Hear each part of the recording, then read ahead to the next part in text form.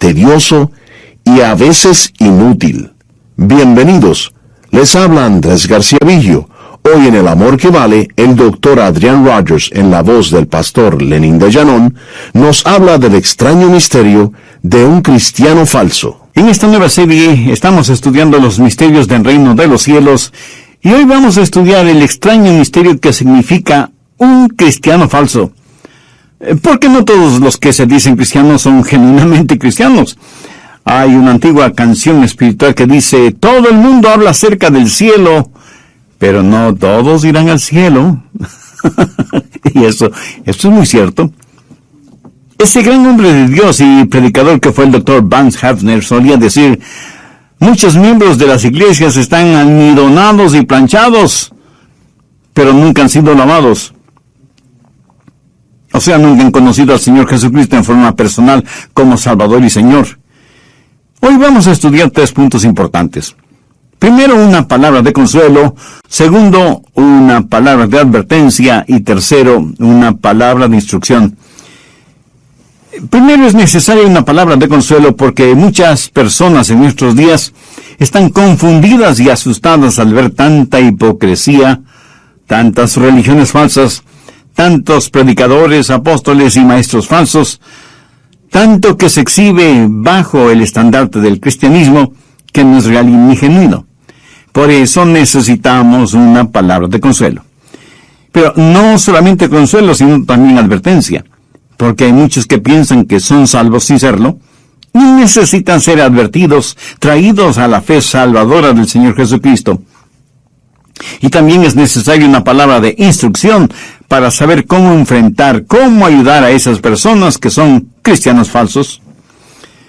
Recuerde que hay 7 parábolas en Mateo 13 y que una parábola es una historia terrenal con un significado celestial. Jesús utilizó las parábolas para, con una historia natural y evidente, explicar su significado oculto. Y aunque por lo general las parábolas sirven para revelar algo, también sirven para ocultar algo. Cuando Jesús habló en parábolas, la oposición contra él estaba en su punto más crítico. Le acusaron de estar endemoniado, por lo que Jesús tuvo que advertirles acerca del pecado imperdonable. Ya hemos estudiado la parábola del sembrador. Ahora vamos a ver la parábola del trigo y la cizaña, Mateo 13, desde el verso 24. Les refirió otra parábola diciendo: el reino de los cielos es semejante a un hombre que sembró buena semilla en su campo. Pero mientras dormían los hombres, vino su enemigo y sembró cizaña entre el trigo, y se fue. Y cuando salió la hierba y dio fruto, entonces apareció también la cizaña. Vinieron entonces los siervos del padre de familia y le dijeron: Señor, ¿no sembraste buena semilla en tu campo? ¿De dónde pues tiene cizaña? Él les dijo: un enemigo ha hecho esto. Y los siervos le dijeron: ¿quieres pues que vayamos y la arranquemos? Él les dijo: no sea que al arrancar la cizaña, arranquéis también con ella el trigo. Dejad crecer juntamente lo uno con lo otro hasta la siega, y al tiempo de la siega yo diré a los segadores: recoged primero la cizaña y atadla en manojos para quemarla, pero recoged el trigo en mi granero. Se dará cuenta que esta es una historia sencilla, simple. Lo notable es que la cizaña, siendo una hierba mala, se parece mucho al trigo. Y en esta historia encontramos 7 elementos que debemos identificarlos. El hombre que siembra es el Señor Jesucristo.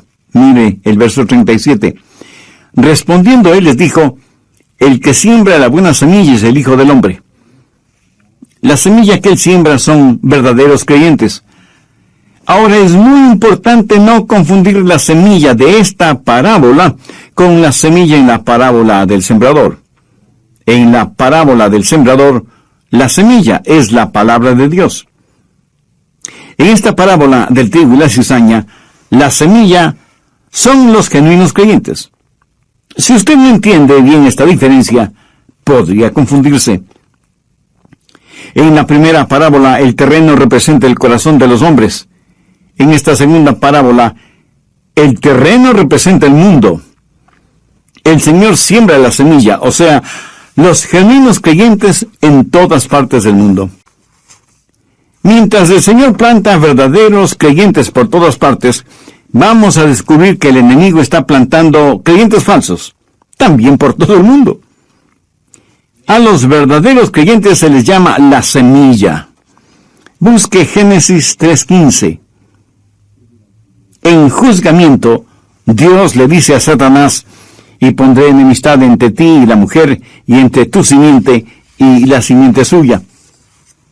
La simiente de la mujer, la buena simiente. La simiente de la serpiente, o sea, Satanás, es la mala simiente. Y es la buena simiente la que el Señor siembra en el mundo. En este mundo siempre habrá una constante batalla entre la simiente de la mujer y la simiente de la serpiente. El tercer elemento es el campo, o sea, el mundo. Mateo 18:38 dice: el campo es el mundo. La buena semilla son los hijos del reino, y las cizañas son los hijos del malo. Amigos, no tenemos que tratar de adivinar esto.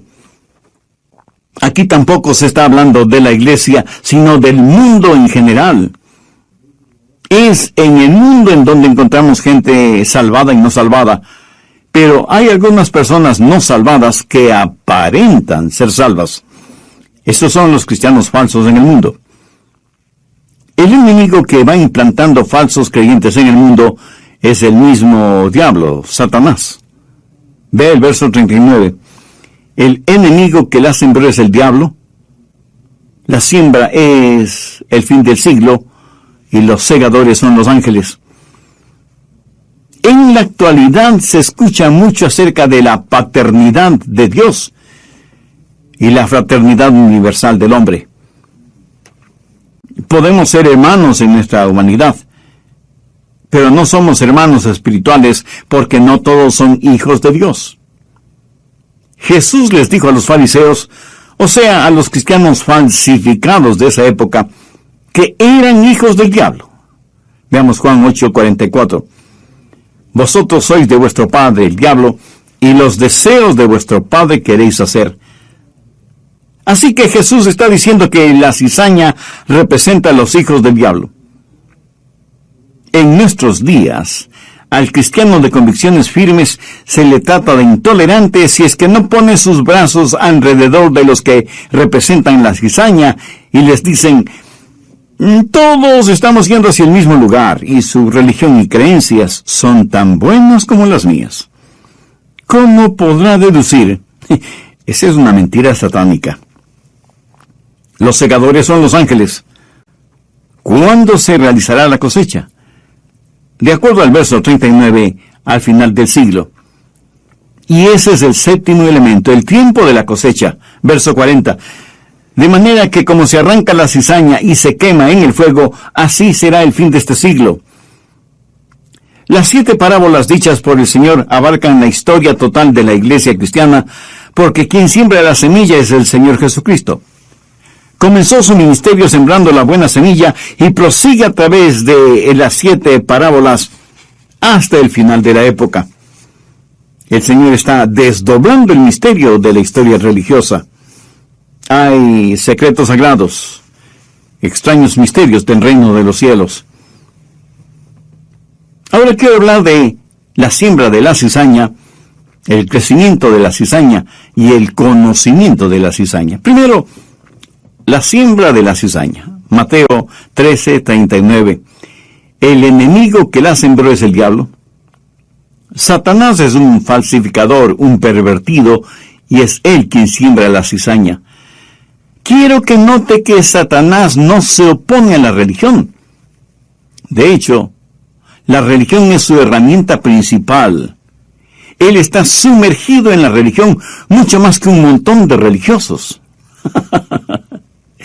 Él es el enemigo de Dios que siembra la cizaña. Ahora, ¿por qué el diablo hace eso? ¿Cree usted que el diablo está interesado en el trigo o en la cizaña? El diablo quiere adoración. Él quiere falsos creyentes. Y además es un excelente falsificador. Tanto porque lo que él falsifica parece real, genuino, y mientras lo falsificado se parezca más a lo real, pues mejor la falsificación.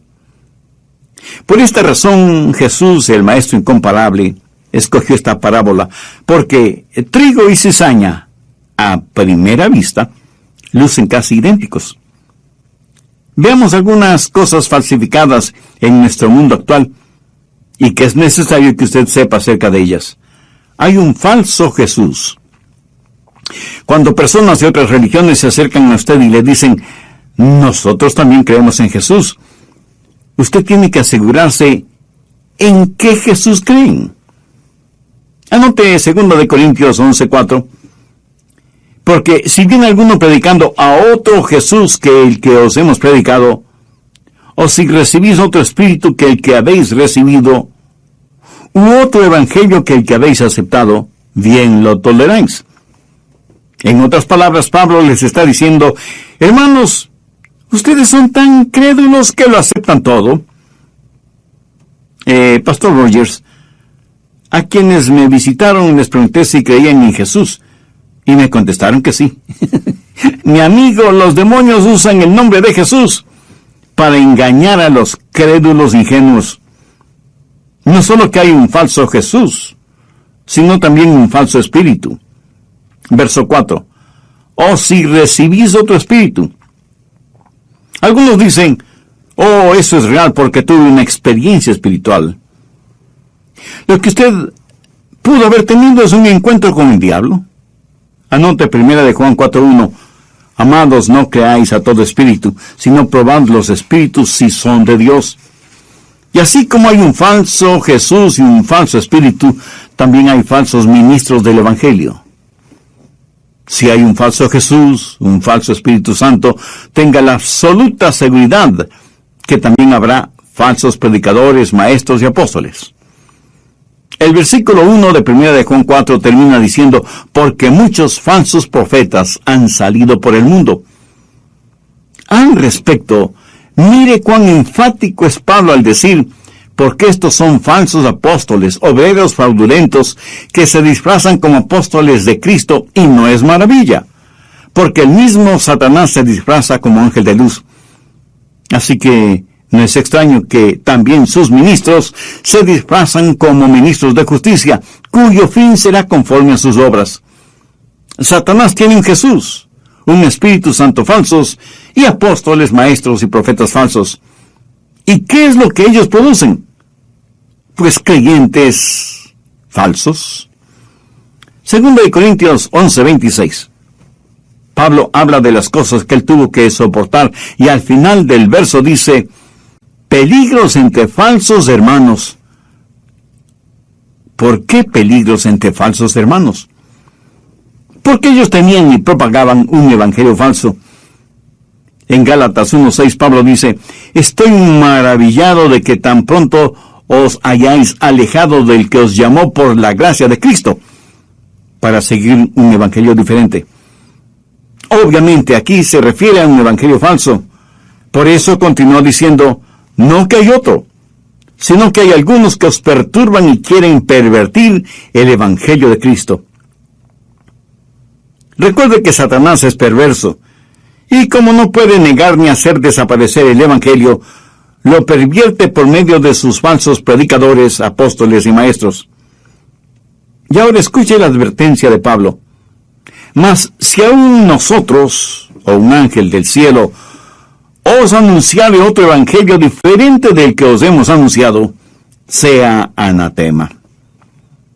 La palabra anatema significa maldición o condenación. Los falsos apóstoles, enseñando su falso evangelio, hasta pueden parecer que hacen el bien. Visten al desnudo, alimentan al hambriento, están en contra del aborto, y cosas socialmente encomiables. Pero recuerde que un billete falso puede hacer mucho bien. Comprar ropa, alimentos, medicinas, etc. Pero solo hasta cuando es detectado y puesto inmediatamente fuera de circulación. Llegará un día cuando, estando frente a Jesús, Él les dirá, No todo el que me dice, Señor, Señor, entrará en el reino de los cielos, sino el que hace la voluntad de mi Padre que está en los cielos. Y los falsos apóstoles y maestros, tratando de justificarse, dirán, pero Señor, ¿acaso no profetizamos en tu nombre? Y en tu nombre echamos fuera demonios. Y en tu nombre hicimos muchos milagros. Y entonces les declararé, nunca os conocí, apartaos de mí, hacedores de maldad. Amigo, no deje que ningún cristiano falso le mantenga alejado del cielo. No use la vida de algún hipócrita como argumento contra el cristianismo. De paso, permítame decirle que un hipócrita no es un argumento contra el cristianismo. Más bien es un maravilloso argumento a favor del cristianismo. Y usted asombrado me pregunta, ¿y por qué? Escúcheme. Los falsificadores no falsifican envolturas de chocolates por lindas que sean. ¿Qué es lo que falsifican? Billetes de 20, 50 o $100. Ellos no falsifican aquello que no tiene valor, sino lo que realmente es valioso. Así que cada cristiano falso que existe es un testimonio de aquello que es bueno, valioso y real. ¿No es esto paradójico? Que un cristiano falso sea el mejor testimonio de aquello que es real. Está tratando de imitar lo que es valioso y genuino. Ah, otra cosa. No diga no quiero ser cristiano porque son hipócritas. Ese es un argumento tonto y hasta infantil. ¿A cuántos de ustedes les gusta el pan? A mí me fascina. Ahora, dejan de comer pan hecho con harina de trigo porque algunas espigas de cebada o de cizaña fueron cosechadas juntamente con el trigo. Por supuesto que no. Ve ahora lo ilógico de decir, porque hay cristianos hipócritas, no voy a la iglesia y no quiero servir al Señor. Mi amigo, no se asombre ni se asuste por lo que voy a decir. Por supuesto que hay hipócritas en la iglesia. Sabe que uno de los 12 apóstoles fue un hipócrita. Cuando usted compra una docena de huevos y uno de ellos está podrido, bien podríamos decir que ese huevo fue un hipócrita. Para ser bueno, siendo totalmente malo. Y quiero saber algo más. Todo esto no toma por sorpresa a Dios, ni prueba que lo que creemos no sea la verdad. Y porque el hombre falsifica aquello que es valioso y digno, la Biblia dice no solo que así fue, sino que así es, que así será hasta el final de los tiempos. ¿Cuándo es que el enemigo hace esto? Mateo 13:25. Pero mientras dormían los hombres, vino su enemigo y sembró cizaña entre el trigo. Eso sucede porque aquellos que somos parte del reino de los redimidos, a veces parece que estamos dormidos. Que Dios tenga misericordia de nosotros. Cuando nosotros estamos dormidos espiritualmente, el enemigo trabaja. Veamos 1 Corintios 15:34. Velad debidamente y no pequéis, porque algunos no conocen a Dios. Para vergüenza vuestra lo digo. Algunos que son engañados por falsos cristianos, lo son porque no estamos despiertos espiritualmente. ¿Qué referencia a eso? Entonces, ¿a qué se refiere? Hola y bienvenidos a El Amor que Vale. Les saluda Andrés García Vigio. El doctor Adrian Rogers, en la voz del pastor Lenín de Llanón, concluye su mensaje, El extraño misterio de un cristiano falso. Desde el programa anterior estamos estudiando la segunda parábola dicha por el Señor Jesucristo y que la encontramos en el capítulo 13 del Evangelio de Mateo. La primera parábola fue acerca del sembrador y la estudiamos minuciosamente. Espero que lo recuerde. Esta segunda parábola tiene que ver con el trigo y la cizaña, y dije que en esta parábola hay 3 puntos importantes. Primero, tiene una palabra de consuelo. Segundo, tiene una palabra de advertencia. Y tercero, tiene una palabra de instrucción. Y comenzamos a estudiar sobre la siembra de la cizaña, el crecimiento de la cizaña y el conocimiento de la cizaña. Por motivos pedagógicos, simplemente mencionaré que Jesús comparó el reino de los cielos con el buen campo en donde el sembrador sembró la semilla. El sembrador, por supuesto, es el Señor Jesucristo. El campo es el mundo, y la buena semilla son los hijos de Dios, habitantes del reino de los cielos, y las cizañas son los hijos del malo, o sea, son los hijos de Satanás. La espiga es la cizaña que se parece notablemente a las espigas de trigo. Por eso los ángeles, o sea, los segadores, le preguntaron a Jesús si debían arrancar la cizaña, y Jesús les dijo que no, que dejaran crecer a la cizaña juntamente con el trigo hasta el momento de la cosecha, cuando la cizaña sería atada en manojos y echada al fuego. Hasta aquí el resumen del estudio anterior. Vamos con el material para ahora. Tiempo atrás recibí la carta de un hermano a quien no conozco personalmente, pero me escribió pidiéndome perdón. Yo estuve intrigado con la carta. ¿Cómo era posible que alguien a quien ni siquiera conocía me estuviera pidiendo perdón? Bueno, leí toda la carta y entonces lo entendí. Alguna vez en uno de mis mensajes hice referencia a una importante denominación, identificándola como un culto, que en ese entonces lo era, pero en la gracia y misericordia de Dios, sus puntos doctrinales y teológicos han sufrido una genuina transformación. Por lo tanto, al presente es una importante iglesia cristiana evangélica. Quien me escribió me dijo: escuché lo que usted dijo acerca de la iglesia de la cual soy miembro, y sentí un enojo terrible contra usted, porque yo creía que nuestra iglesia estaba basada en la verdad de la palabra de Dios. Pero muchas cosas han pasado en nuestra vida espiritual, y lo que usted dijo es como si Dios mismo me hubiera abierto el entendimiento. Perdóneme, hermano Rogers, por haberme enojado contra usted y hasta haber maldecido su nombre y su ministerio. Me enojé y pequé contra usted. Pero ahora sé la verdad y por eso le escribo, porque creo que es honesto el que usted sepa que sus mensajes bíblicos y cristocéntricos me han traído no solo a mí, sino a muchos de los miembros de nuestra renovada espiritualmente iglesia a una relación genuina con Jesucristo. Perdóneme. Y para saber que me ha perdonado, tenga la bondad de escribirme, aunque sea solo para decirme: hermano, le perdono. Por supuesto, le contesté con una larga y emocionada carta. Parece que más nos interesa ganar concursos de popularidad que vivir una vida de integridad. Y el enemigo siembra la cizaña porque estamos dormidos, y parece que ni siquiera tenemos un reloj despertador.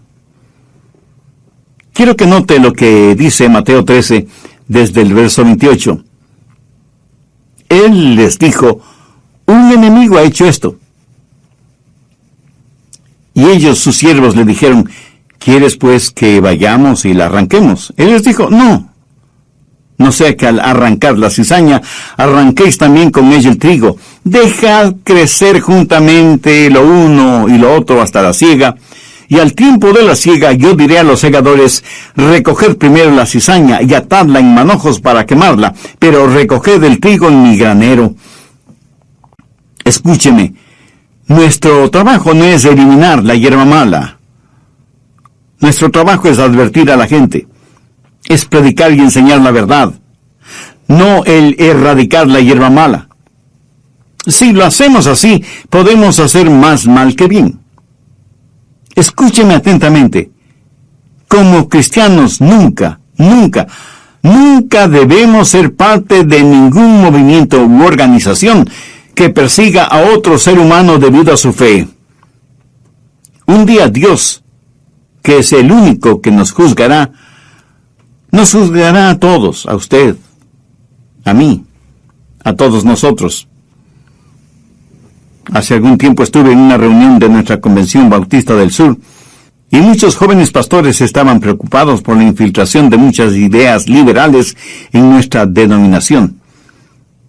El Dr. Gray Allison, en ese entonces presidente de nuestra convención, cuando le preguntaron si él creía que tal o cual hermano era salvo o salva, respondió diciendo algo que me bendijo y me enseñó. Él dijo: del único que sé que es salvo soy yo mismo. En cuanto a los demás, no estoy tan seguro. Amigo, no comience usted a eliminar la hierba mala. Y quiero que note que aquí no se está hablando de la disciplina en la iglesia. Toda iglesia debe ejercitar disciplina, pero la disciplina en la iglesia no es primordialmente para remover, sino para restaurar. Es cierto, algunas veces algunos miembros tienen que ser separados de la comunión en la iglesia local, pero aquí no hace referencia a eso. Esta parábola trata del trigo y la cizaña en el mundo. Nuestro trabajo es el enseñar y predicar el glorioso mensaje del Evangelio del Señor Jesucristo. Nuestro trabajo no es el perseguir, y menos aún a eliminar a personas que no creen lo que nosotros creemos, o no practican la religión que nosotros practicamos. No. Eso lo único que hará es fertilizar y hacer crecer más rápido las hierbas malas. Más bien invierta sus recursos financieros, su tiempo, sus talentos y dones espirituales, en cosas que traigan honor y gloria a Dios. Es increíble las cosas en las cuales invertimos nuestros recursos.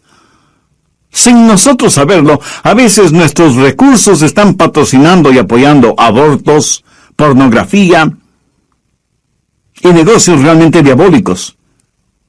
No debemos fertilizar la cizaña. Por eso es bueno canalizar sus diezmos y ofrendas por medio de la iglesia o por medio de organizaciones cristianas reconocidas por sus labores y por su integridad. Permítame decir algo muy personal. Mi esposa y yo damos la mayoría de nuestra ayuda financiera por medio de la iglesia. Esto, a más de ser espiritualmente satisfactorio, tiene un lado eminentemente práctico.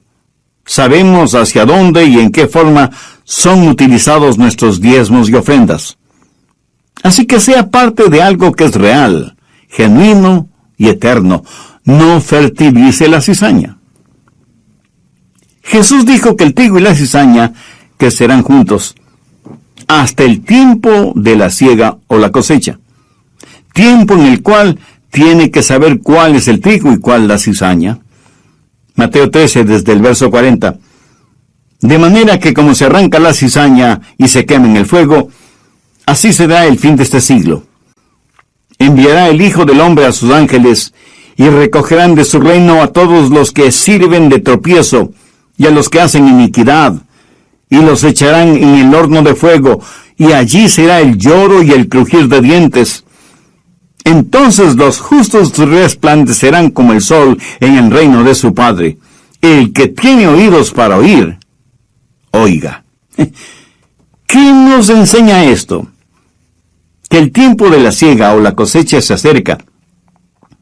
Y seguramente alguien me preguntará, pastor, ¿por qué Dios tolera la cizaña? ¿Por qué Dios no la elimina ahora mismo? Le diré por qué. Así como el trigo todavía no está maduro, tampoco lo está la cizaña.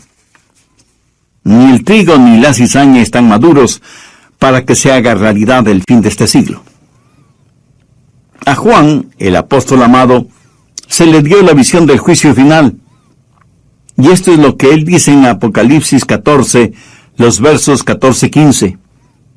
Miré, y he aquí una nube blanca, y sobre la nube uno sentado semejante al Hijo del Hombre, que tenía en su cabeza una corona de oro, y en la mano una hoz aguda.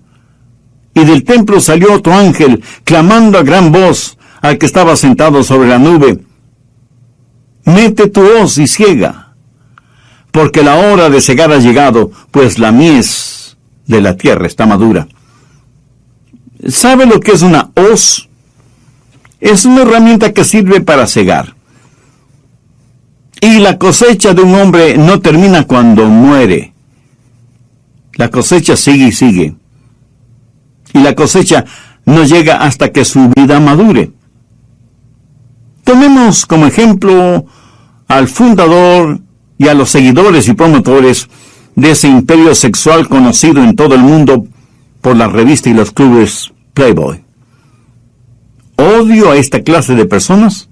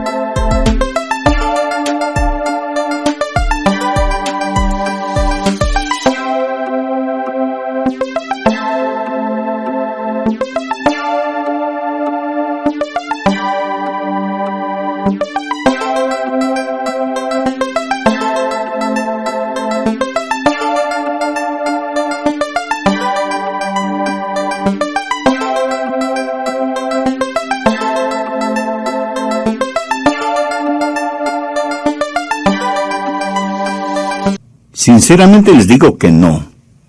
Les tengo piedad y temo por ellas. Tienen una vida de placer sensual y sexual y se burlan descaradamente de lo que es decencia y moralidad.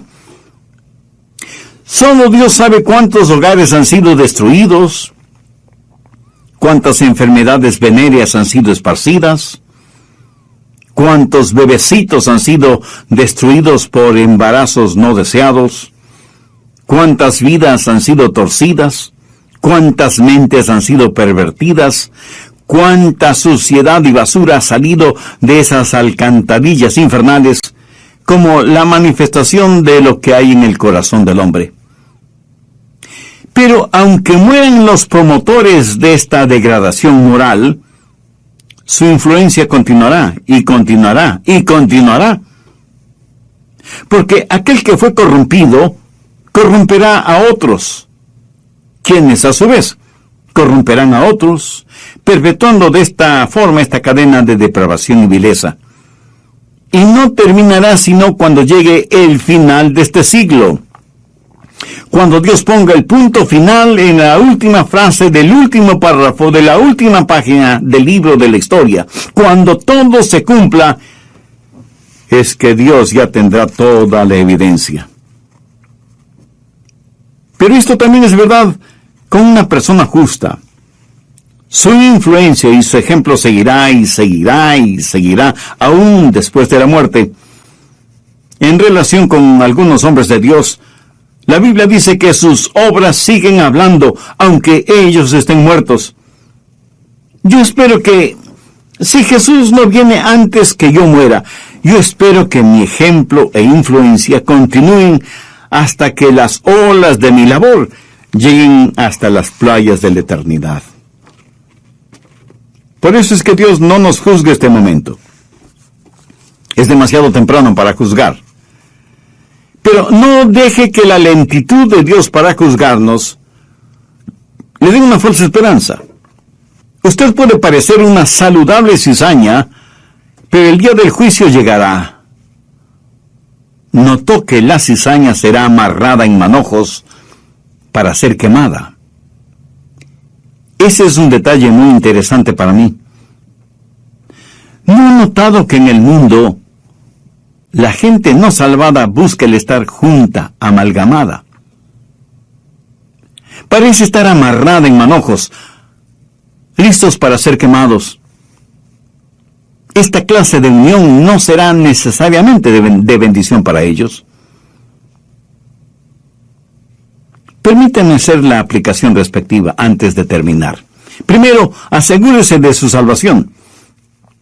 Si hay un falso Jesús, un falso Espíritu Santo, cristianos falsos, falsos apóstoles y maestros, ha logrado el diablo engañarle.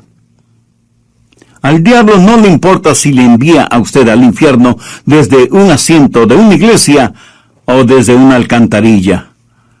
Busque 2 de Corintios 13:5. Examinaos a vosotros mismos si estáis en la fe. Probaos a vosotros mismos. Y usted pensará, sé que soy salvo porque mis padres me dicen que soy salvo.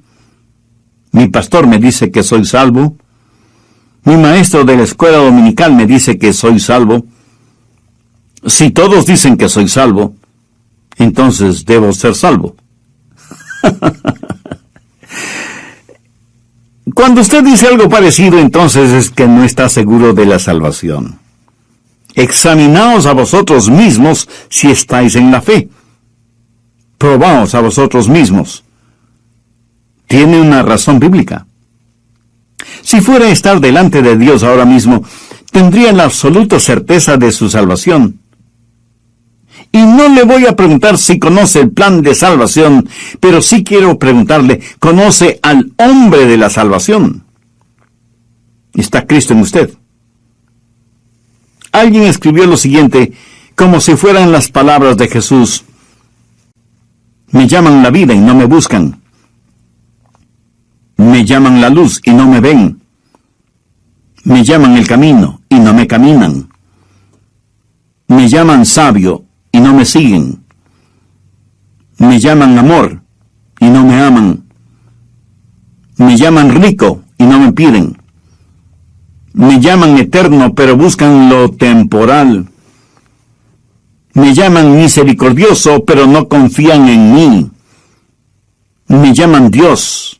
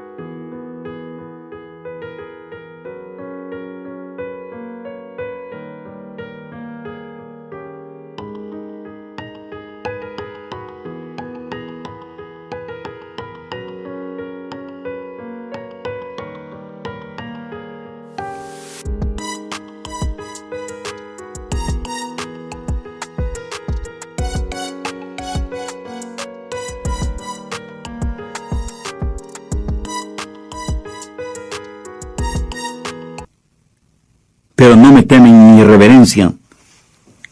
Así que si les condeno, no me echen la culpa. Examinaos a vosotros mismos si estáis en la fe.